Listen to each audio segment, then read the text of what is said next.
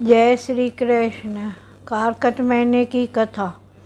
किसी गांव में एक पोपा बाई रहती थी। तब वह बहुत ज़्यादा नियम व्रत करती थी। एक दिन उसने भाई व भाभी से कहा, मैं शादी नहीं करूंगी, इसलिए मेरी झोपड़ी गांव के बाहर बना दो और गांव के सभी लोगों से कह दो कि वह अपनी गाय व बछड़ों को मेरे यहाँ घास फूस चरने को भेज दे। जो बच्चा कुच्चा खाना है वो मुझे खाने को दे दे। एक बार एक नगर का राजा शिकार खेलने जंगल में आया और गांव के बाहर जंगल के पास बनी झोपड़ी देखकर रुक गया। झोपड़ी के पास जाकर उसने आवाज़ लगाई कि कौन है, लेकिन भीतर से कोई आवाज़ न आया।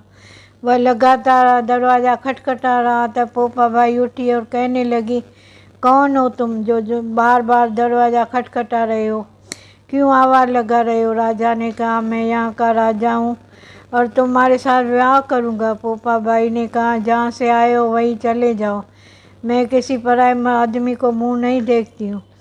राजा ने पोपा बाई को एक नहीं सुनी, ज़बरदस्ती उठाकर ले गया। तब पोपा बाई ने राजा को श्राप दिया कि उसका सारा राजपाट नष्ट हो जाएगा। महल में आने पर राजा की रानियों ने सारी बात सुनकर राजा से अनुरोध किया कि वह उसे वापस छोड़ आओ।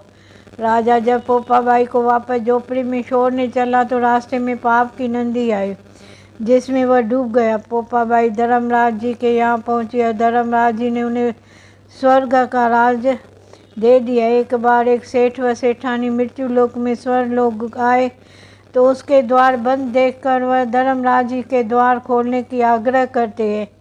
धर्मराज जी कहते हैं कि इस द्वार पर पोपा बाई का राज है। इस पर सेठ सेठानी कहते हैं कि हम पोपा बाई को नहीं जानते हैं। धर्मराज जी ने उन दोनों को बात सुनकर कहते हैं कि तुम दोनों 7 दिन तक मृत्यु लोक में रहो।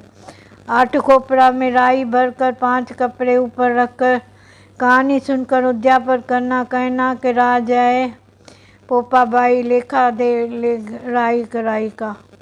सारे बोल पोपा बाई की जय। जय कारकट भगवान की जय।